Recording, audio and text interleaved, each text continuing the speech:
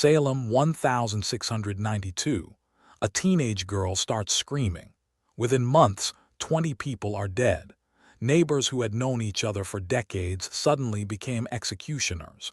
But here's what history books don't tell you. The same pattern has repeated in every civilization that ever lost its mind. From the French Revolution's reign of terror to China's Cultural Revolution, from McCarthyism to the witch hunts of medieval Europe, the triggers change, the technology changes, but the pattern, identical every single time. And the most disturbing part, as the great philosopher Eric Hoffer warned us, mass movements can rise and spread without belief in a god, but never without belief in a devil. Today, we're going to dissect this pattern, stage by stage, because right now, somewhere in the world, the same sequence is unfolding, and like every civilization before us, we probably won't recognize it until it's too late. The trigger.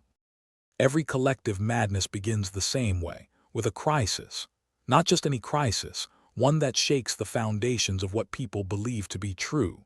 In Salem, it started with a harsh winter and border conflicts with Native Americans. Families were displaced, fear was everywhere. In France, 1789, bread prices had doubled while the aristocracy threw lavish parties. In Germany, the 1920s brought hyperinflation so severe that people burned money for warmth because it was cheaper than firewood. When the world stops making sense, people become desperate for explanations. This is the first stage of the pattern, a destabilizing event that makes ordinary life feel impossible. But here's what researchers have discovered. The crisis itself doesn't cause the madness. It merely opens the door. As Seneca observed over 2,000 years ago, it is not that we have a short time to live, but that we waste a lot of it. In times of crisis, this wasted time becomes wasted judgment. People stop thinking clearly because survival mode activates in the brain. The prefrontal cortex, your rational mind, literally gets overridden by the amygdala, your fear center. And once fear takes the wheel, everything changes. But the crisis is just the beginning.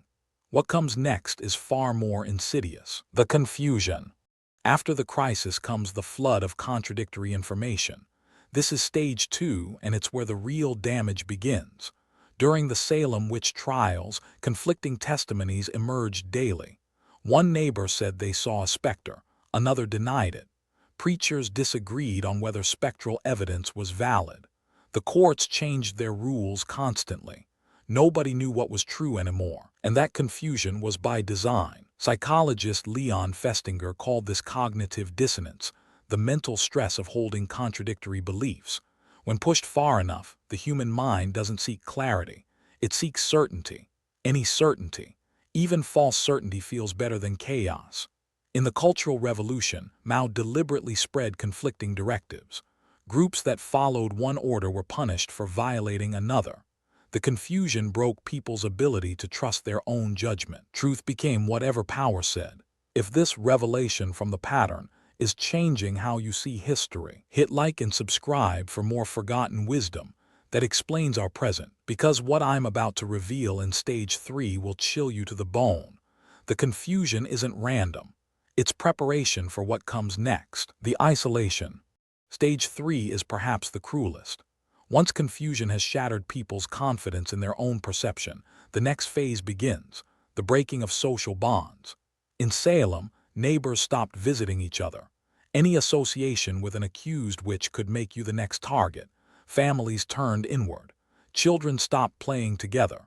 The community that had survived harsh New England winters together suddenly couldn't trust a single soul. Isolation is not a side effect of mass madness. It is a prerequisite. Hannah Arendt, who studied the rise of totalitarianism, discovered this pattern in Nazi Germany. Before the violence came the social atomization. People were encouraged to report family members. Children were rewarded for informing on parents. As she wrote, the ideal subject of totalitarian rule is not the convinced Nazi or the convinced communist, but people for whom the distinction between fact and fiction no longer exists. Isolated people are easier to control because they have no one to reality check their fears against. In Stalin's Soviet Union, neighbors were terrified to speak honestly even in their own apartments. Walls had ears. Friends became informants. Alone, that's how an entire civilization comes to feel. And in that loneliness, they become vulnerable to stage 4, the ideology. Into the void of confusion and isolation, an ideology always emerges. Not just any idea, a totalizing worldview that promises to explain everything. In Salem, it was the Puritan belief that the devil walked among them, testing the faithful. In revolutionary France, it became the cult of reason and the republic. In Maoist China, it was the little red book, simple answers for complex problems. The ideology provides what the chaos had stolen, certainty. It tells you who you are. It tells you what's happening. And most importantly, it tells you who's to blame. The philosopher Eric Hoffer spent years studying mass movements. He discovered something chilling. The content of the ideology almost doesn't matter. What matters is that it's absolute. A doctrine insulates the devout not only against the realities around them, but also against their own selves. The ideology becomes a lens through which everything is interpreted. Evidence that contradicts it is dismissed as enemy propaganda.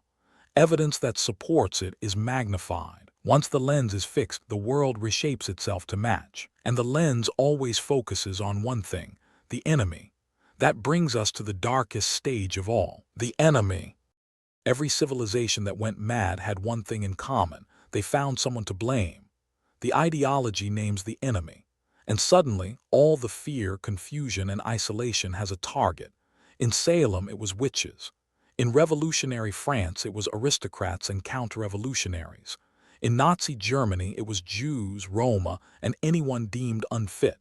In Maoist China, it was landlords, intellectuals, and class enemies. The enemy is never just an enemy. They become the source of all evil. Psychologists call this the scapegoat mechanism. René Girard spent his career studying how societies transfer their internal violence onto a sacrificial victim. The genius of the scapegoat is that destroying it temporarily relieves the tension. Fear points to the devil, and the community unites not around love but around hatred. He who fights with monsters should look to it that he himself does not become a monster. But in the grip of collective madness, no one remembers this warning. The monster is always out there, never in the mirror. And once the enemy is identified, the final transformation begins. The executioners. This is the stage that haunts historians, the moment when ordinary people become willing executioners. In Salem, the hangings were carried out by neighbors. In the French Revolution, the guillotine was operated by working-class citizens. In the Cultural Revolution, students beat their own teachers to death. The philosopher Hannah Arendt called it the banality of evil. The most terrifying killers in history were not monsters, but ordinary people. Stanley Milgram's famous experiments showed that 65% of people would deliver what they believed to be fatal electric shocks simply because an authority figure told them to. Not sadists, not psychopaths, regular people, teachers, accountants, parents just following orders. The ideology provides moral permission. The isolation prevents intervention. The identification of the enemy dehumanizes the victims, and the crisis creates the urgency. As Alexander Solzhenitsyn wrote after surviving the Soviet gulags, the line separating good and evil passes not through states, nor between classes, nor between political parties either, but right through every human heart. This is what makes the pattern so terrifying. It doesn't require evil people. It transforms good ones. The fever breaks.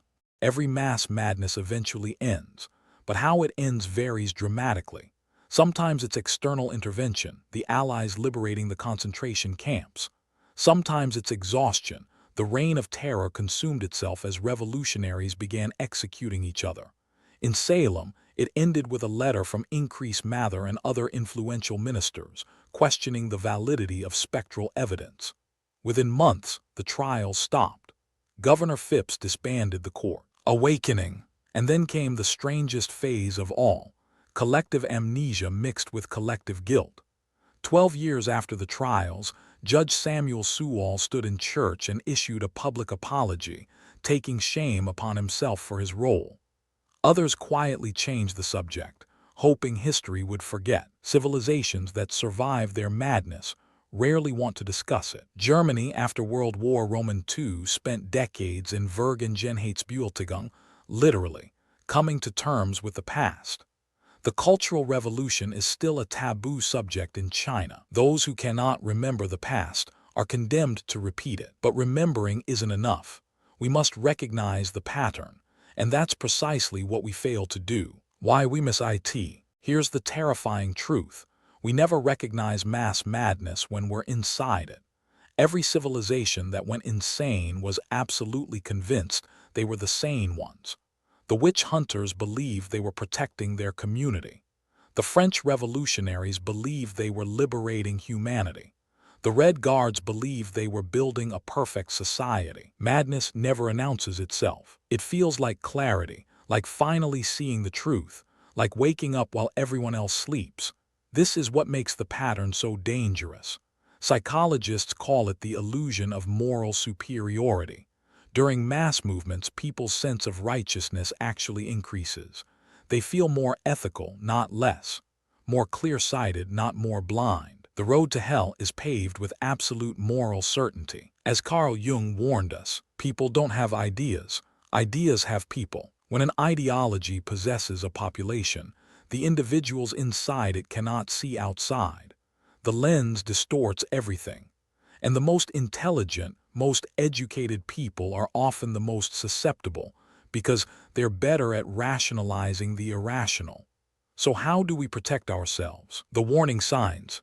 If we can identify the pattern, we can interrupt it. Researchers who study mass psychosis have identified specific warning signs. First, increasing demand for ideological purity. When movements start expelling members for minor deviations, the spiral is beginning. Second, the weaponization of language. New words emerge to describe enemies. Old words are redefined. As Orwell wrote in 1984, controlling language controls thought. 1. Demands for ideological purity. 2. Weaponization of language. 3. Destruction of nuance. 4. Celebration of denunciation. 5. Dehumanization of opponents. Third, the destruction of nuance. Everything becomes black and white. You're with us or against us. There is no middle ground. Fourth, the celebration of denunciation. When reporting others becomes virtuous, the social fabric is already tearing. Fifth, the dehumanization of opponents. When people stop being people and become categories, violence becomes possible. In a time of universal deceit, telling the truth is a revolutionary act. These signs have appeared in every civilization before its madness peaked. They are appearing now in various forms around the world. But recognizing the pattern is only half the battle. The antidote. The antidote to collective madness is not collective. It's individual. It starts with you. The first protection is maintaining genuine human connections. Not followers, not audiences, real relationships where people will tell you uncomfortable truths. Isolation is the prerequisite for manipulation. Community is the antidote. Isolation becomes community, becomes protection. The second is epistemic humility, the recognition that you might be wrong, that your certainty might be the symptom, not the cure. When you find yourself absolutely sure that a group of people is evil, pause. That feeling is precisely how it starts. The moment you cannot question your beliefs, you are no longer thinking. Third, read history. Not to confirm what you already believe, but to understand how intelligent people have been catastrophically wrong. The Salem judges weren't stupid. The French revolutionaries included brilliant minds. Intelligence is no protection from madness, only self-awareness is. As Marcus Aurelius wrote in his private journal, the object of life is not to be on the side of the majority, but to escape finding oneself in the ranks of the insane. That wisdom is 2,000 years old, and it has never been more relevant. We've walked through the pattern together. Crisis, confusion, isolation, ideology, the naming of enemies, the transformation of ordinary people into executioners, and the terrifying blindness that prevents us from seeing it happening. Every civilization that went mad believed it was the exception. They were wrong, and so might we be. The Salem witch trials, the Reign of Terror, the Cultural Revolution, the countless pogroms and purges throughout history, they weren't anomalies. They were the pattern expressing itself through different costumes, different languages, different centuries. The madness never announces itself, because it feels like sanity. It feels like finally seeing clearly, like being on the right side of history, like fighting genuine evil. And sometimes evil is real and must be fought. But when you find yourself certain that an entire category of people is the problem, when nuance becomes impossible, when questioning the movement becomes betrayal, stop. Look at the pattern. Ask yourself which stage you're in. Crisis, confusion, isolation, ideology, enemy. If you made it this far in this journey, comment pattern recognized to prove you'll stay vigilant. Because the truth is never comfortable, but it's always worth knowing. History has more to teach us. Subscribe if you want to learn. Until next time, stay curious, stay vigilant.